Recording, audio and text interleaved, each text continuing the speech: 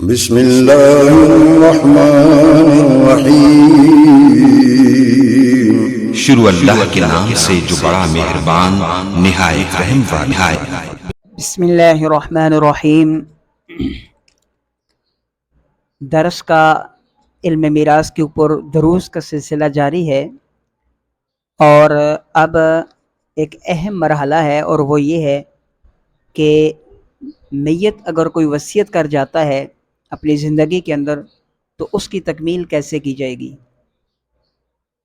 تو یاد رکھیں کہ آپ نے سنا ہے، پڑھا ہے درس ہمارا، کہ سب سے پہلا کام تجہیز و تکفین کرنا ہے، اور اس کے بعد میت کے اوپر اگر کوئی قرض ہے تو اس کی ادائیگی کرنی ہے۔ ان دونوں کی تفصیل آپ نے پڑھی ہے۔ تجہیز و تکفین اور قرض کی ادائیگی کے بعد تیسرا مرحلہ وصیت کا آتا ہے۔ ان دونوں معاملات کے بعد اگر کوئی رقم بچ جاتی ہے تو اس میں سے وصیت پر عمل کیا جائے گا، اور یاد رہے کہ وصیت جتنا مال ہوگا اس کے تہائی مال سے وصیت پر عمل کیا جائے گا۔ اور یہ وصیت جو ہے یہ اللہ تعالیٰ کی طرف سے وہ انعام ہے کہ بندہ مرنے کے بعد بھی اس سے نیکیاں کما کر فائدہ اٹھا سکتا ہے اور گناہوں کی تلافی کر سکتا ہے۔ مثال کے طور پر وہ وصیت کر جائے کہ میرے مرنے کے بعد میرے مال سے مسجد بنا دینا، یا مدرسہ بنا دینا، یا جہاد فی سبیل اللہ کے اندر پیسے دے دینا۔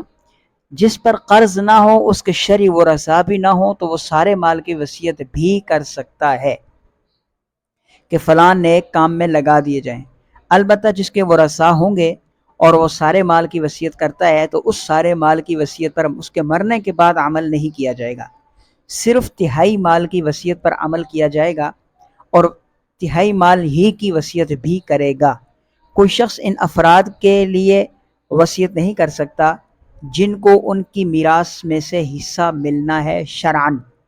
حدیث مبارکہ میں آتا ہے کہ وارث کے لیے وصیت نہیں ہو سکتی، اس کا حصہ تو اللہ تعالیٰ نے خود مقرر فرما دیا ہے، ایسی وصیت کا اعتبار بھی نہیں ہوگا۔ جس آدمی کے ذمہ قرض، حج فرض، زکوٰۃ، روزوں کا فدیہ وغیرہ ہے تو اس پر لازم ہے کہ وہ ان کی وصیت کر کے جائے۔ ورثاء پہ لازم نہیں ہے کہ وہ اس کے مال سے ان فرائض کو ادا کریں۔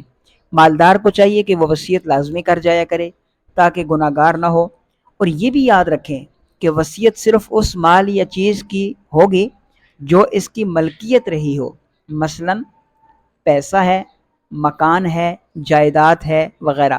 اعضاء کی وصیت جائز نہیں ہے، کیونکہ یہ اس کی ملکیت نہیں ہے بلکہ یہ اللہ رب العزت کی طرف سے امانت ہے۔ اگر میت نے مرنے سے پہلے وصیت کی کہ میں اپنے کسی وارث کو عاق کر دیا تو اس عاق کو بھی قبول نہیں کیا جائے گا۔ اس عاق شدہ وارث کو اس کی وراثت سے اس کا مقرر کردہ حصہ ضرور بضرور ملے گا۔ آج 3 حصے مکمل ہوئے، چوتھا حصہ میراث کی تقسیم کا آئے گا، اور وہ بہت ہی اہم مرحلہ ہے۔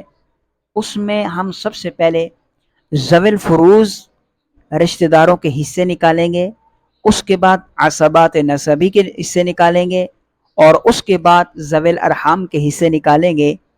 بہت ہی اہم مراحل ہیں، ان مراحل کو آپ نے بڑی توجہ کے ساتھ سننا ہے، بڑے غور و فکر کے ساتھ ان کے اوپر توجہ دینی ہے، تاکہ آپ بھی علم میراث کے ساتھ ہمارے شانہ بشانہ چلتے ہوئے علم میراث پر کچھ نہ کچھ شت پت حاصل کر سکیں۔